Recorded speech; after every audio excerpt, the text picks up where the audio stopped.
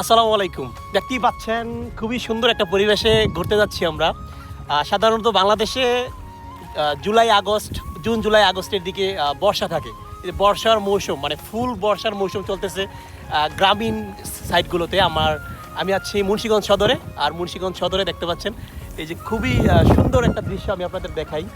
ধান, এগুলোকে বলে আমন ধান খয়া মোডল বলে। তারপরে এই যে এই পাশটাতে দেখেন এগুলো ধইঞ্চা, ওই যে এই পাশে ধইঞ্চা আছে। আর এই ধানগুলো কত সুন্দর, আর পানি কিন্তু টইটুম্বুর গ্রামের সাথে চলে গেছে অলরেডি। আমরা ঘুরতে যাচ্ছি ওই যে ওই পাশে, ঘুরতে যাবো পাশাপাশি ওই যে সামনে দেখতে পাচ্ছেন এখানে কিছু ঘর আছে নদীর মাঝখানে, এগুলো আপনাদের সাথে শেয়ার করব, দেখাবো।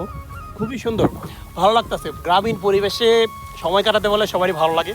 আজকে আমাদের ছুটির দিন, ভাবলাম একটু গ্রামে যাই, ঘুরে আসি। মনটা অনেকদিন যাবত আসলে আমিও অসুস্থতা ফিল করতেছি কিছুদিন যাবত, তাই গ্রামে আসলাম, একটু ঘুরতেছি, ভালোই লাগতেছে। আর এই পরিবেশে আসলে এমনিতেও মন ভালো হয়ে যায়, খুবই জোস। যারা দেশের বাইরে আছেন অনেকেই মিস করেন এরকম গ্রামীণ পরিবেশ, আমি সেটা জানি। আপনাদের উদ্দেশ্যে করে ভিডিওটা তৈরি করা, আপনারা দেখবেন, মিস করবেন, নিজের দেশকে ভালোবাসবেন, আর বেশি বেশি করে রেমিটেন্স পাঠাবেন।